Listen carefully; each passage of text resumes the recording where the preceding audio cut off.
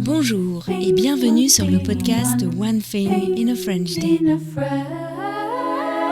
Aujourd'hui, vendredi 23 août 2023, cet épisode, le numéro 2405, s'intitule « Julien nous raconte son expérience des JO ».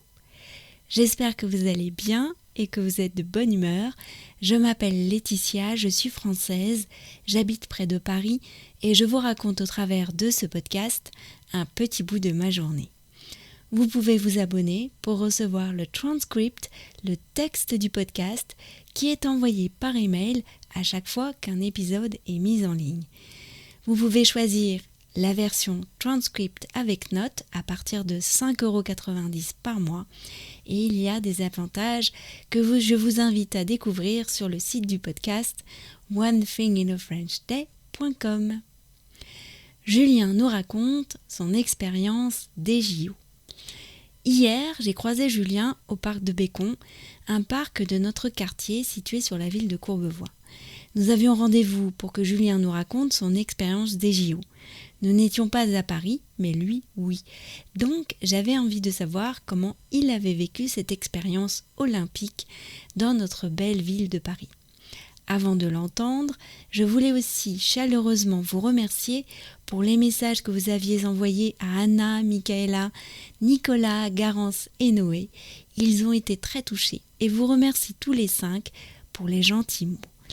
Et maintenant, un peu de l'ambiance des JO. Bonsoir Julien. Salut Laetitia.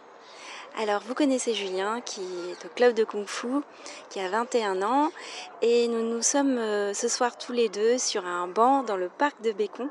Le parc de Bécon est un parc qui se trouve au bord de la Seine et depuis le banc sur lequel nous sommes assis, nous voyons la tour Eiffel, depuis avec une belle vue au bord de la Seine. Il fait beau en plus. Là, on est bien. On est bien. Alors, nous sommes le jeudi 22 août. Aujourd'hui, nous allons parler avec Julien des JO. Je lui ai demandé s'il était d'accord pour me parler des Jeux Olympiques. Lui a assisté à des épreuves en tant que spectateur, pas en tant que sportif. Le Kung Fu n'est pas encore aux JO. Est-ce que déjà on pourrait commencer un peu par l'ambiance? Tu as trouvé que c'était comment? Je sais que un soir, tu es allé à Paris. Alors déjà, merci beaucoup pour l'invitation. Je suis allé à Paris avant d'aller assister à des épreuves, en retournant de vacances. Je suis allé un petit peu assister à l'ambiance avec mon père. On est aussi allé voir la vasque olympique au jardin des Tuileries. C'était vraiment magnifique. Sinon, l'ambiance, c'est un Paris qui est totalement différent, je dirais, de d'habitude. En fait, j'avais l'impression que la ville était un petit peu déserte dans son ensemble. Moi, le quartier où je travaille, tous les restos étaient fermés, mais dans les sites autour des épreuves olympiques, c'était un feu d'artifice en fait. Il se passait 1000 choses dans les sites olympiques. Franchement, moi j'ai adoré l'ambiance. Tu as dit que tu avais assisté à des épreuves. Est-ce que tu pourrais nous dire lesquelles et nous raconter un peu comment ça s'est passé? Ouais, alors j'ai assisté à 3 épreuves différentes que j'avais réservées pour 2 d'entre elles au mois de mars. C'est des épreuves d'athlétisme que je suis allé voir le soir. Au Stade de France, c'est un des sports qui m'intéresse le plus en plus au JO. J'y étais donc le 5 août au soir. J'ai vu aussi le 8 août au soir l'athlétisme, toujours au Stade de France. Et sinon, je suis allé le 7 août au Taekwondo au Grand Palais. Et c'était super aussi. Donc, le 5 août, du coup, j'ai vu la finale de saut à la perche homme. Attends. J'ai vu Mondo Duplantis, mais je vais vous raconter après.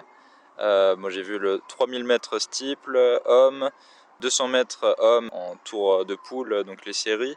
Femme lancer de disque finale, femme 200 mètres demi-finale, femme 5000 mètres finale et femme 800 mètres finale. Franchement, c'était incroyable. Cette soirée, elle était magique, vraiment. Tout était exceptionnel. Et donc, Armand Duplantis? Et donc, Armand Duplantis, honnêtement, c'était un de mes moments préférés des JO. Sûrement parce que je l'ai vu de mes propres yeux. Et en plus, j'étais super bien placé parce que j'étais un peu haut dans le stade, mais juste en face de lui.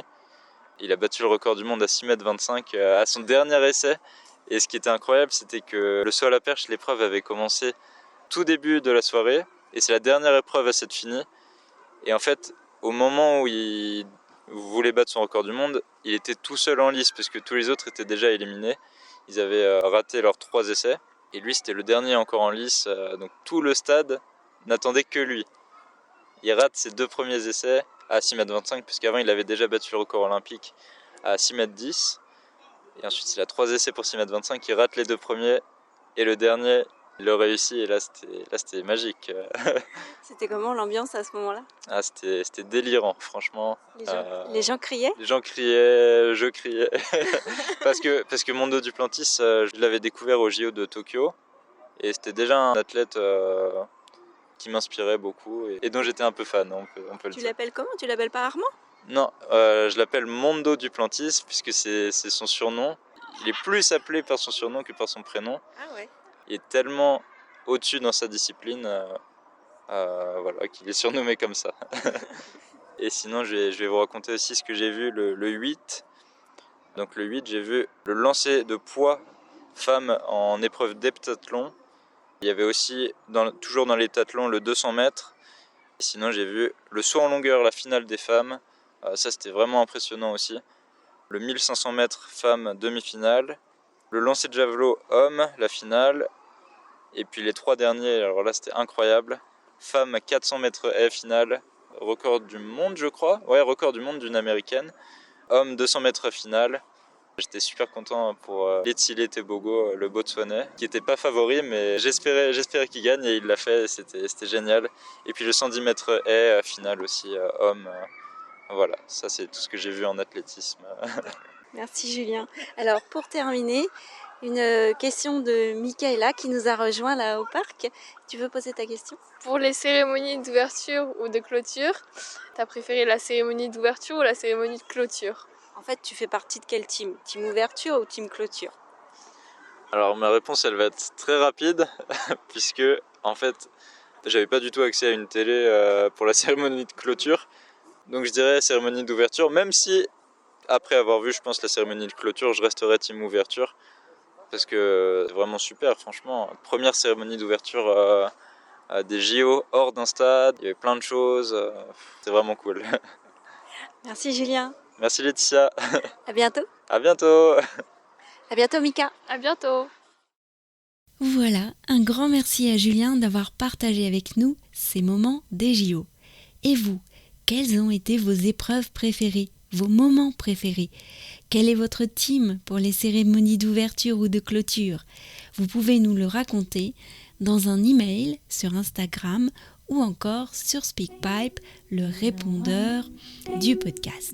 Nous attendons, Julien, Michaela et moi, vos messages. À très bientôt. Au revoir.